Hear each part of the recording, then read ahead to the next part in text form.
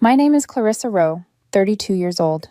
The rain outside my apartment window tapped a rhythm against the glass, heavy and persistent, like an impatient drummer refusing to be ignored. I should have stayed home that Thursday night, curled under my blanket with a glass of Merlot, letting the storm sing me to sleep.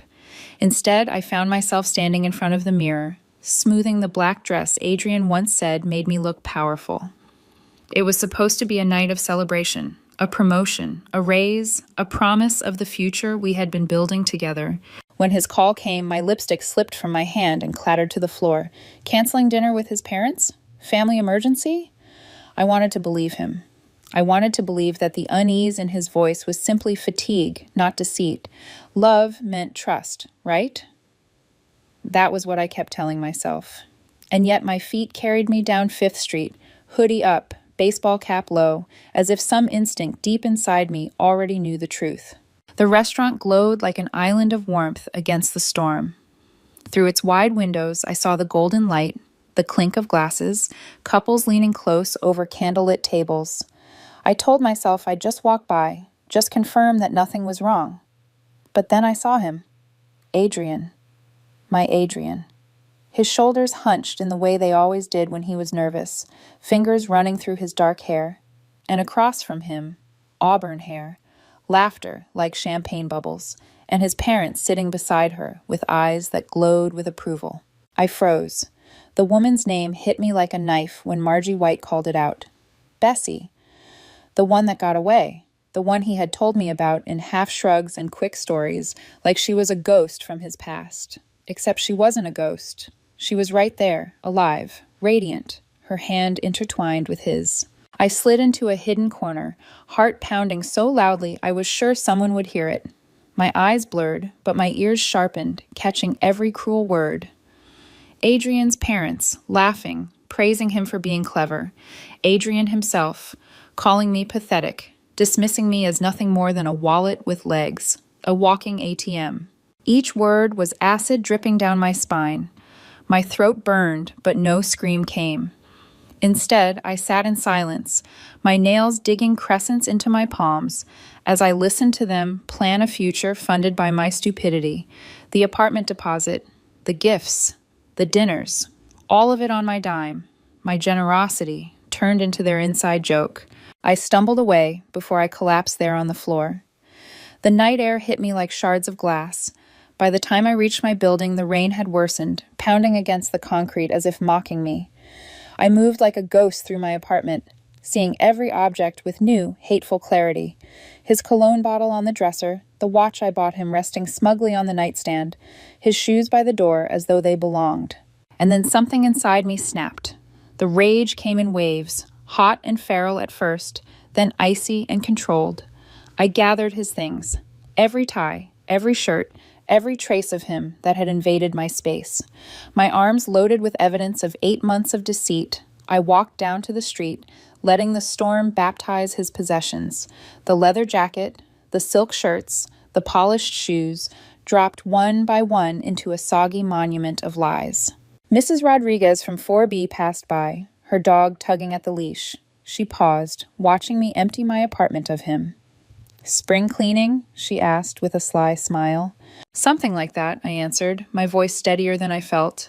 She patted my arm, eyes glinting with quiet knowing. "Good for you, mija. Sometimes you have to throw out the trash before the air can breathe clean again." When she left, I stood in the downpour, staring at the heap that used to be my love story. 8 months, reduced to soggy fabric and ruined leather. I should have been sobbing. Instead, I felt a strange calm, as if the storm had washed something away. But it wasn't enough, not nearly enough. Upstairs, I opened my laptop. My fingers trembled at first, but soon moved with precision. Adrian thought he'd chosen a fool, a desperate woman blinded by love. But he had forgotten one thing. I was an accountant. I lived in numbers, in details, in patterns. Numbers never lied. People did. I started digging. The black Amex I had given him showed dinners at restaurants I'd never stepped foot in, hotel charges in places he claimed he'd never been, boutique purchases for women who weren't me. $15,000, siphoned in 3 months, hidden in plain sight. And then there were the cash advances, carefully staggered, Small enough to avoid alarms, but adding up like cuts that eventually bleed you dry. Screenshots, spreadsheets, records. I built my case the way I built every audit. Slow, meticulous, airtight. His laptop was a goldmine. Emails with Bessie, messages with his friend Jake, boasting about the money train. They laughed about me, my apartment, my promotion, the future I thought was ours.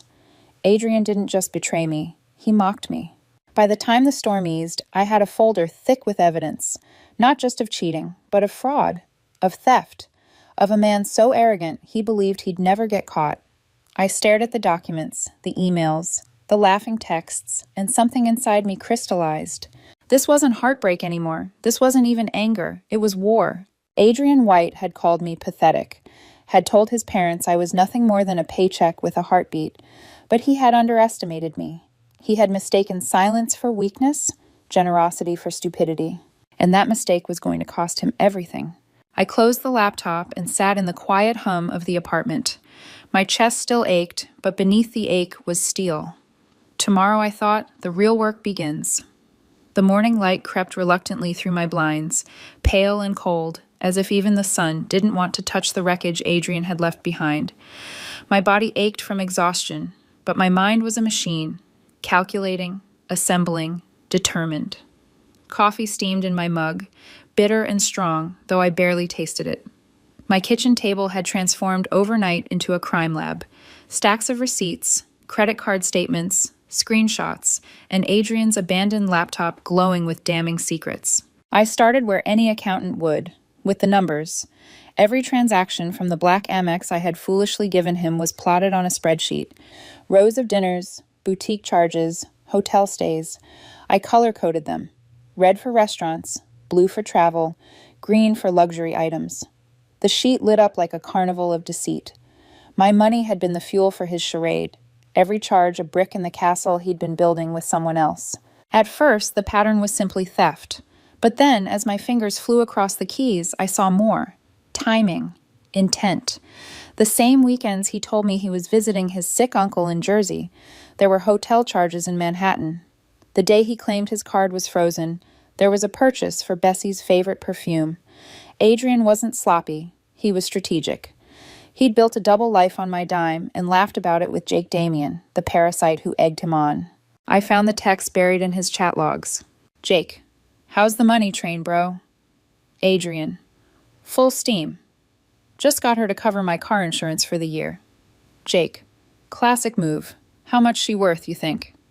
Adrian, her apartment's $800K easy. Plus she just made partner. Serious cash. She thinks I'm her soulmate. It's almost sad. Almost sad.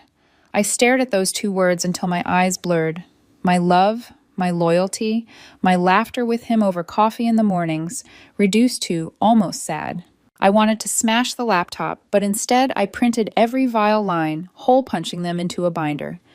Rage was fuel, but evidence was power. Adrian thought he had chosen a desperate fool. He'd chosen the wrong accountant. By midday, my dining table looked like an FBI evidence board. I hadn't noticed the rain had stopped until a beam of sunlight hit the photos of Adrian and me, still scattered across the counter. Him kissing my temple, him laughing in Central Park, him holding my hand like it meant something. I gathered the photos and shoved them into a drawer. They weren't evidence. They were poison. That afternoon, I carried the binder into Nelson and Associates. Elizabeth Hall, my partner, looked up from her desk the moment I walked in. Her sharp eyes swept over me. My stiff posture, my pale face, the black suit I wore like armor. You look like someone's about to get audited to death, she said dryly. Close, I replied, dropping the binder onto her desk with a heavy thud. She flipped it open, scanning receipts, emails, and printed messages. Her face hardened. This little bastard has been running a long con, and he's been stupid enough to leave a digital trail a first-year intern could trace. Stupid or arrogant, I muttered. Elizabeth leaned back, crossing her arms. What do you want to do, Clarissa? Everything, I said. Everything legal. Maybe even some things that live in the gray. A slow smile crept across her face, my favorite kind. Elizabeth wasn't just a partner. She was a former FBI forensic accountant with friends in places most people didn't even know existed. If anyone could turn my private hell into Adrian's public downfall, it was her. Detective Santos owes me a favor, she said, already pulling out her phone. Financial Crimes Division. He'll want to see this. While Elizabeth made her calls, I made mine. First to the bank, reporting unauthorized charges. Then to the credit card company, freezing accounts. Then to the apartment complex Adrian was planning to move into with Bessie, alerting them to fraud. Each call was a small reclaiming of ground, a piece of territory Adrian had stolen from me, now clawed back into my control. But I wanted more than my money back. I wanted him exposed. That's when I dialed Miranda Walsh, my old college roommate, now a senior producer at Channel 7 News. She picked up on the second ring, her voice bright with nostalgia. "Clarissa Rowe," she said, "I was just thinking about you last week. What's the occasion? Please tell me you're not calling to sell me life insurance." "I've got a story," I said. My voice surprised me, steady, strong, with an edge I hadn't heard in myself before, and you're going to want it. I told her everything, condensing 8 months into bullet points of betrayal and fraud. I left out the ache, the humiliation, the nights of laughter that had been lies. She didn't need those. What she needed was the scam, the pattern, the names of other victims, the financial records that proved Adrian wasn't just a bad boyfriend, but a serial predator. When I finished, there was a pause on her end. Then, "This is gold, Clarissa. Women will see themselves in this. They'll realize they're not alone. We'll nail him to the wall." Her certainty was oxygen. "Good," I said softly. "That's what I want." By the time I left the office that night, Elizabeth had arranged a meeting with Detective Santos, Miranda was pulling research on similar scams, and Adrian's credit lines were collapsing like dominoes. Still, when I returned home, the silence of the apartment pressed against me. The furniture, the photos, even the smell of Adrian's cologne lingering in the hallway, it all mocked me. I sat at the table again, opening my binder, flipping through page after page. The evidence was airtight. Adrian would pay. And yet, beneath the fury, shame coiled in my chest. How had I, Clarissa Rowe, partner at a prestigious firm, respected, smart, let myself be conned like this? How had I explained away every red flag, told myself every cruel word was just a bad day? I thought of my mother's voice years ago. "Don't give too much of yourself, Clarissa. Some people will take until there's nothing left." She'd been right. Adrian had taken and taken until there was almost nothing left, but she hadn't accounted for one thing. When stripped bare, I discovered steel. Tomorrow, Adrian White would learn that he had created his own executioner. The plan unfolded like choreography, every step timed, every role assigned. Elizabeth called it a symphony, each instrument striking when cued. I called it justice. Friday evening, I stood before the same mirror where 2 nights earlier, I'd smeared lipstick in shock. This time, the red on my lips wasn't for him. It was war paint. My black dress clung like armor, my bracelet concealing the tiny wireless transmitter Miranda's team had slipped me earlier. My pulse thudded in my ears, but my hands were steady. Adrian had texted me all day, confused, concerned, then angry. But when I called and invited him to dinner, he agreed in seconds. A predator never walked away from free prey. "Chateau Marmont, 8 o'clock, I'd told him. He hesitated only long enough to betray his guilt before agreeing. The restaurant glowed exactly as it had the night I discovered the truth. The same golden lights, the same gentle hum of conversation, the same scent of rosemary and wine lingering in the air. But tonight, I wasn't sneaking in like a ghost. Tonight, I was walking straight into the lion's den with a leash in my hand. Adrian was already seated at a corner table, the same posture, the same carefully styled hair, though his eyes darted around the room like a man awaiting judgment. He rose when he saw me, that practiced smile sliding across his face like a mask he'd worn too often. "Clarissa," he said warmly, leaning in to kiss my cheek. I let him. His lips barely brushed my skin, but it was enough to remind me of the nights I had believed that touch meant love. Now it meant nothing. "You look incredible," he said. "Thank you," I answered, sliding into the chair opposite. My voice was calm, level, a storm restrained. The waiter appeared, and Adrian ordered wine without consulting me. I asked for water. I needed clarity, not fog. "So," he said, leaning forward, voice pitched with false concern, "what's this crisis you mentioned?" I met his gaze, letting silence stretch long enough for sweat to bead along his hairline. It's complicated. A lot of lawyers, a lot of unhappy clients. He exhaled in relief. He thought he understood again. His world required me to be frantic and dependent so he could be the savior. You know you can talk to me about anything, he said, reaching across the table. His hand hovered, then landed lightly over mine. I didn't pull away. Not yet. We've been together 8 months, I said, steady. We've talked about moving in, combining finances, marriage. His eyes gleamed. Exactly. That's what I want. Everything with you. I tilted my head, studying him like a specimen. But here's the thing, Adrian. I pay for everything. Clothes, food, rent deposits, even your car insurance. What exactly are you bringing to this partnership? His mouth opened, closed, then opened again. Clarissa, I can't believe you'd keep score. Love isn't about money. Exactly, I said. My tone sharpened. So if it's not about money, you won't mind if I cancel the cards, cut off the expenses, and we split everything 50-50. The mask cracked. Panic flickered in his eyes before he smothered it. I'm between jobs right now. Once my graphic design business takes off. What business? I snapped, my voice slicing through the hum of the restaurant. Heads turned. He shrank, lowering his voice. It's complicated. No, I said, leaning closer. What's complicated is explaining why your friend Jake knows more about my finances than I do. What's complicated is Bessie Caden. Should I go on? The color drained from his face. How do you... The same way I know about the other women, I cut him off. My words were cold steel, steady and deliberate. The same way I know you used me as your personal ATM while planning your happily ever after with someone else. He stared, his practiced charm faltering, his voice breaking into a whisper. You were there. You heard. I heard everything, I said. Every laugh, every cruel joke, every plan you built on my money. His hands trembled now, gripping his glass too tightly. Clarissa, please, I can explain. Explain? I leaned back, folding my arms. Explain how you stole from me? How you forged signatures? How you plotted to ghost me after I paid for your future with another woman? Silence fell heavy. His mouth worked, but nothing came. For once, Adrian White, the man who always had an answer, was speechless.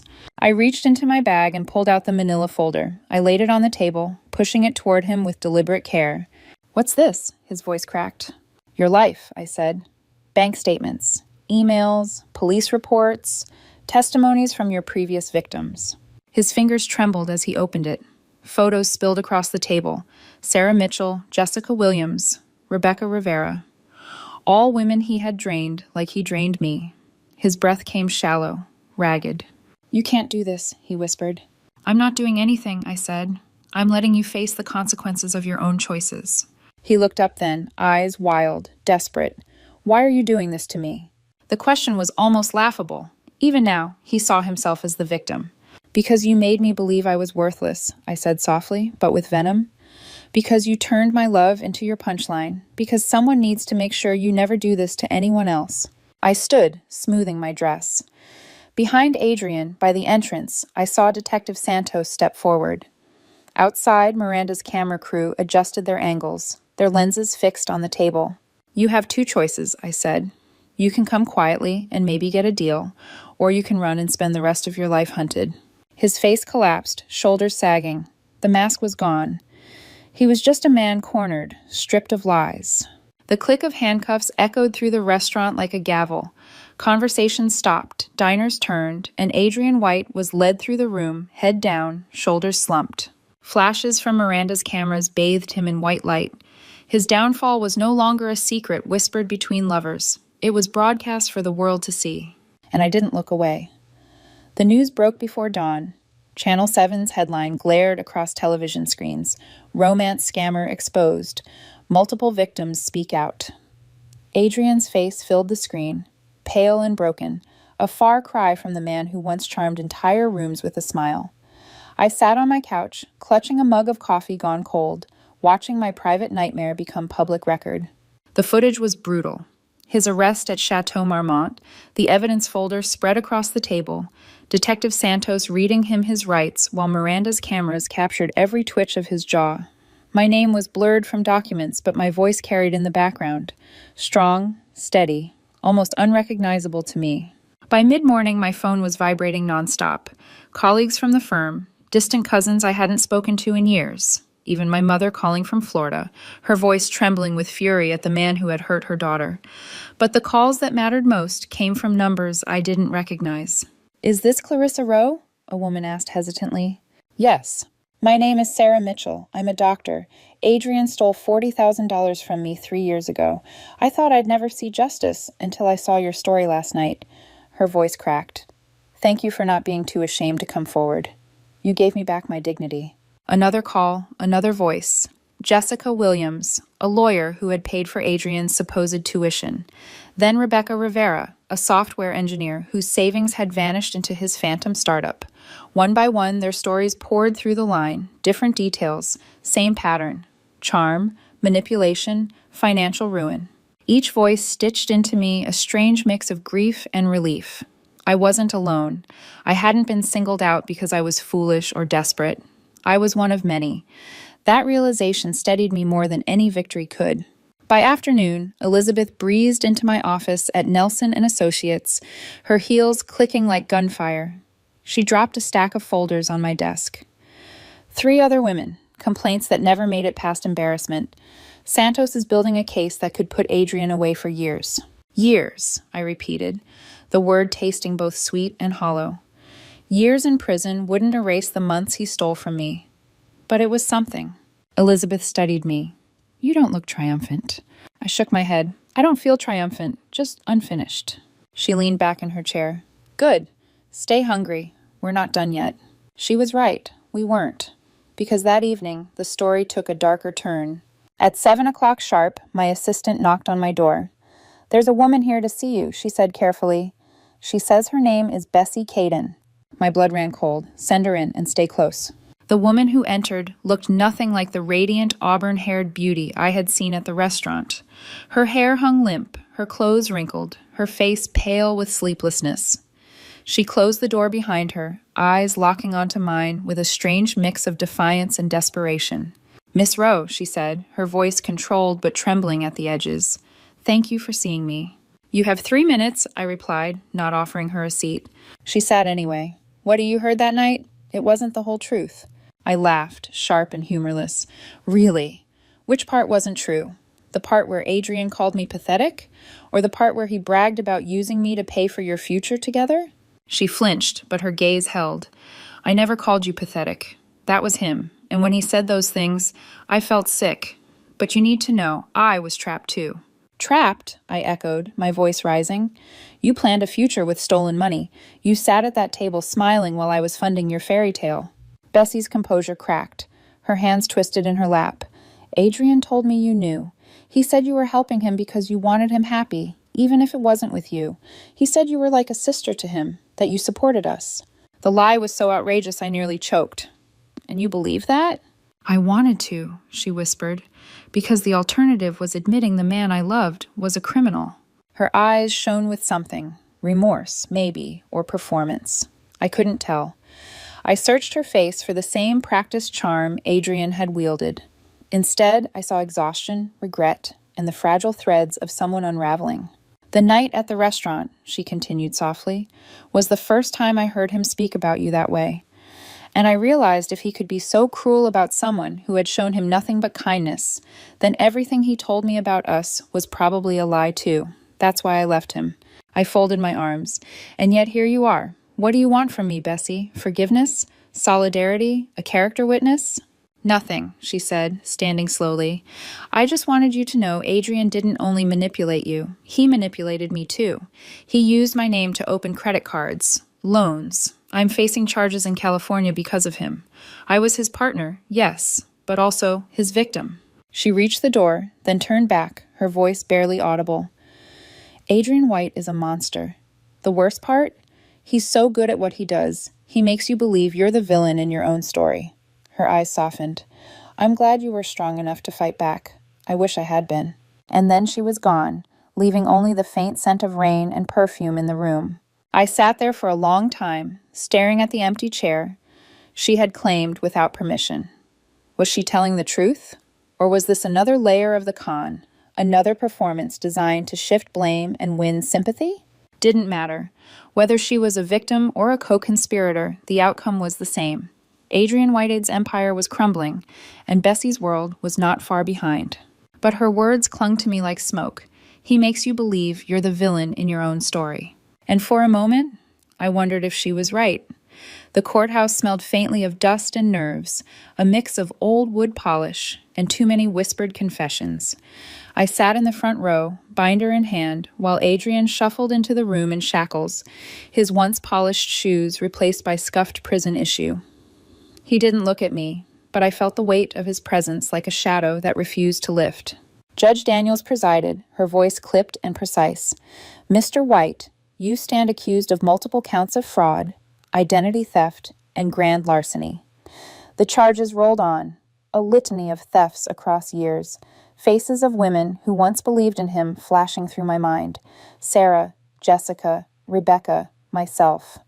Each of us had paid a price for his charm. Each of us sat here now, united by survival. Adrian's lawyer tried to frame him as a man who'd lost his way, someone overwhelmed by financial desperation. I almost laughed. Desperation didn't come in Armani suits bought with stolen credit cards. Desperation didn't sip $200 wine at dinners paid for with my promotion bonus. When it was my turn, I stood. My voice did not shake. Adrian White is not a man who stumbled. He is a man who planned. He studied weaknesses the way others study books. He identified compassion and turned it into currency. He took what was freely given, love, trust, generosity, and forged it into a weapon. He didn't just take money. He took confidence, dignity, years of our lives. And he laughed while he did it. Adrian finally looked at me then. His eyes weren't pleading or remorseful. They were flat, calculating, as if still searching for an angle, but there was nothing left to bargain with. The sentence came down heavy, 7 years in federal prison, followed by probation. A murmur rippled through the courtroom. It wasn't enough for the women who lost their savings, but it was more than most of us had dared to hope. When the bailiff led him away, I didn't feel triumph. I felt closure's first breath. Bessie's case unfolded across the country. In California, prosecutors unveiled her history of scams, posing as a struggling artist, manipulating wealthy men into funding her dream. Yet in court, she testified against Adrian, revealing how he'd used her identity for his East Coast fraud. Her cooperation earned her a plea deal, 3 years in prison. Whether remorse had truly cracked through her, or whether she'd simply chosen self-preservation, I didn't know. Meanwhile, Elizabeth threw herself into the aftermath with me. "We'll get some of your money back," she promised, though her tone was pragmatic. Asset forfeiture was messy. Adrian's bank accounts were frozen, his possessions seized, but untangling what was purchased with whose money was a labyrinth. Still, slowly, pieces returned. A portion of the unauthorized charges refunded by the bank, a refund check from the apartment complex where Adrian had tried to secure a lease with my card. Months later, I opened a letter from the insurance claim department, confirming that restitution proceedings would reimburse me for nearly half of what I'd lost. It wasn't everything. It would never be everything. But it was something. I sold the apartment. The walls whispered with too many memories, the air thick with Adrian's phantom presence. I bought a smaller place downtown, modest but entirely mine. Every lamp, every mug, every picture on the wall was chosen by me, for me. No ghosts, no parasites. Elizabeth teased me one evening as we unpacked boxes in my new living room. "You realize this whole thing has turned you into a vigilante accountant, right? You're basically Batman with spreadsheets." "Better wardrobe," I shot back, and for the first time in months, laughter bubbled from me, unforced. But she was right. Word spread quickly. Law firms called, asking if I'd consult on fraud cases. Detectives reached out for my expertise in victim patterns. Even strangers emailed, saying they'd seen the news story, thanking me for giving them courage. One evening, long after Elizabeth left, I sat at my desk, flipping through a fresh case file.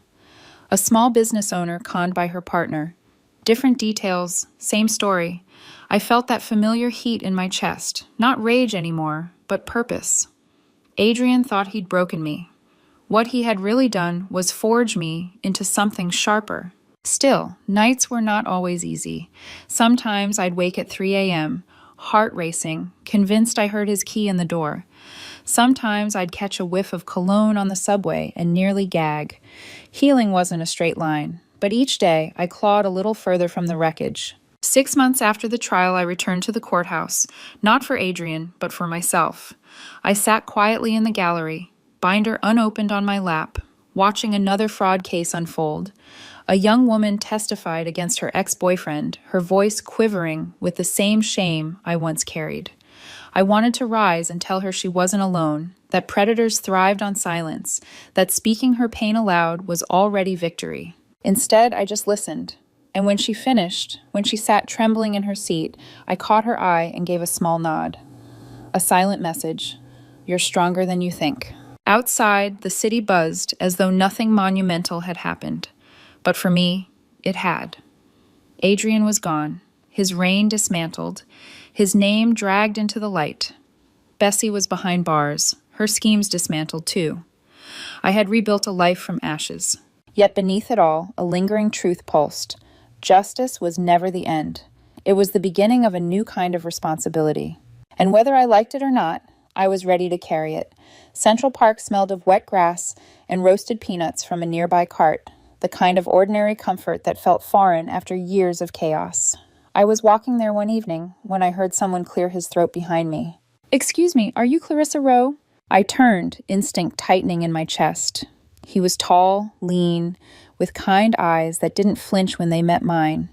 In his hand was a folded copy of the Wall Street Journal. My name was on the front page, an article about the consulting work I'd been doing since Adrian's trial. "Yes," I said carefully. "My name's Michael Edwards," he said, offering a hand. "I'm a financial crimes prosecutor with the Manhattan DA's office. I wanted to thank you for what you've been doing, your testimony, your analysis. It's changed how we prosecute cases." There was no pitch in his voice, no sleazy undertone I'd learned to spot, just straightforward respect. We talked, standing under the archway as joggers streamed past us. He told me about his office's rising caseload, about victims too afraid to speak until my story hit the airwaves. "We've seen a 30% increase in reports since Channel 7 aired your case," he said. The number stunned me. My pain had rippled into something useful, something protective.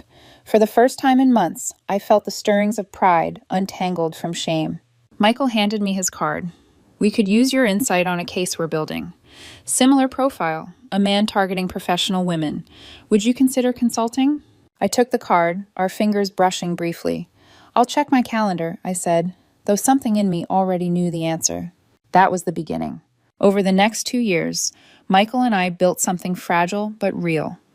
We started slowly, coffee meetings that turned into dinners, conversations that wandered from courtrooms to childhood memories. He knew my scars, and he never rushed me. With him, I didn't feel like a victim or a case study. I felt like myself. But healing wasn't linear. Trust was a language I had to relearn, syllable by syllable.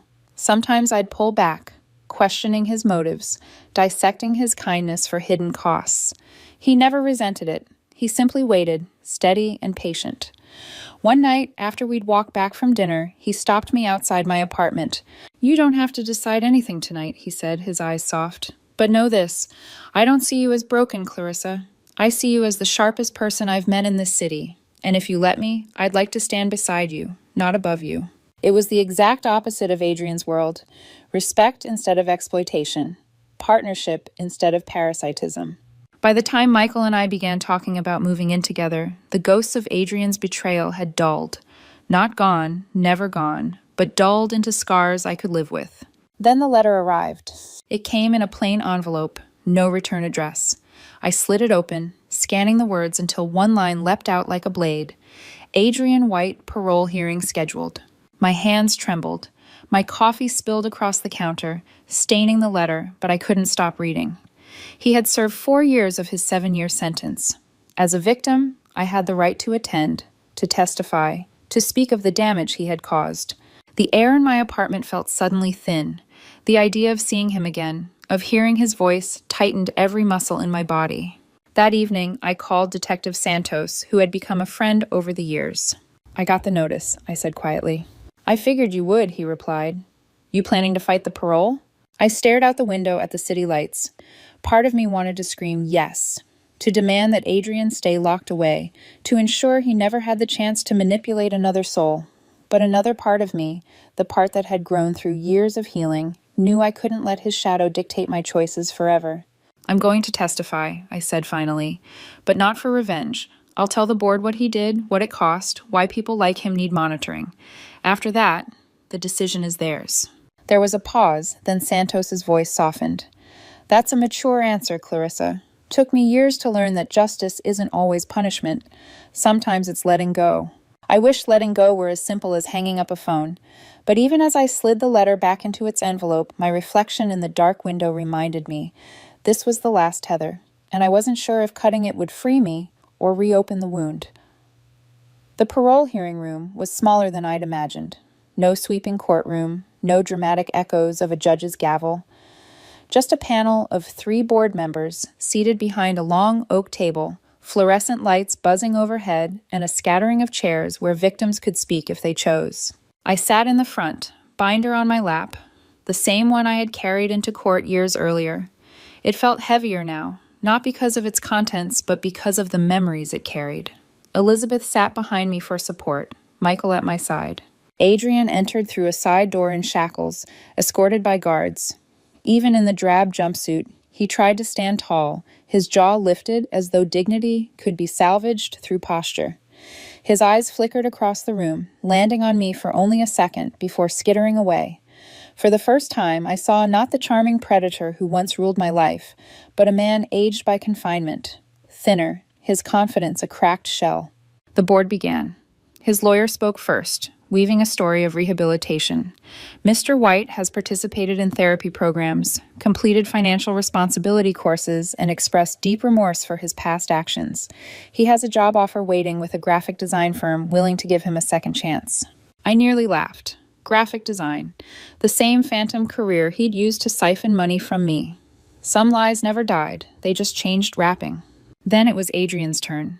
He cleared his throat, his voice softer than I remembered. I made mistakes, he said. Terrible ones. I let greed blind me. Prison has taught me humility, discipline, faith. He glanced briefly in my direction. I can't undo the pain I caused, but I want the chance to live differently. The words were smooth, but the cadence was wrong, too rehearsed, too polished. It was the same performance he had given in every restaurant, every late-night conversation, every moment he'd convinced me love was real. Ms. Rowe, the board chair said, would you like to make a statement? I rose, binder in hand, and walked to the small podium. My palms were damp, but my voice held steady. My name is Clarissa Rowe.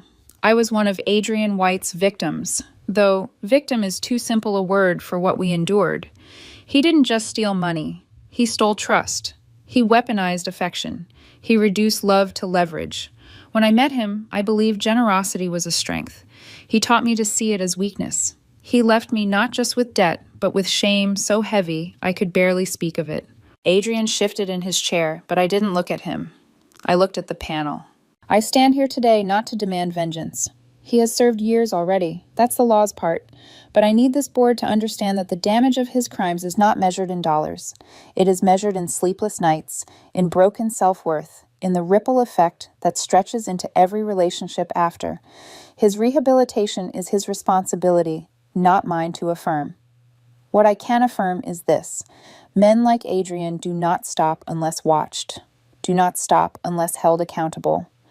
Release him if you choose, but do not be fooled. He is a practiced liar. He fooled me. He fooled others. He may even be fooling you now. Silence spread through the room. The board chair nodded slowly. Thank you, Ms. Rowe. I returned to my seat, my knees suddenly weak. Michael squeezed my hand, his thumb tracing steady circles across my skin. The board recessed for deliberation. The wait felt endless, each tick of the clock dragging me back through memories I wished I'd buried. Adrian's laughter at that restaurant, the humiliation that had fueled my revenge, the handcuffs clicking shut. Finally, the panel returned. The chair cleared her throat. After reviewing the evidence and testimony, the board has decided to deny parole at this time. Mr. White will serve the remainder of his sentence, with the possibility of review in 2 years. Adrian's shoulders slumped. For the first time, the mask cracked. He looked empty. Not angry, not defiant, just hollow. Relief didn't flood me the way I expected. Instead, a quieter feeling settled in. Closure. The kind that didn't roar like triumph, but whispered like a door clicking shut. Outside, as we stepped into the sharp autumn air, Elizabeth grinned. "You were brilliant in there." Michael wrapped an arm around me. "You didn't just testify, Clarissa. You reclaimed the narrative." I exhaled, watching the breath cloud and vanish. I think this is finally the end. But even as I said it, I knew endings were never so clean. Somewhere out there, another woman was falling for another polished smile. Somewhere, another predator was writing his script. And whether Adrian stayed behind bars or not, I wasn't done.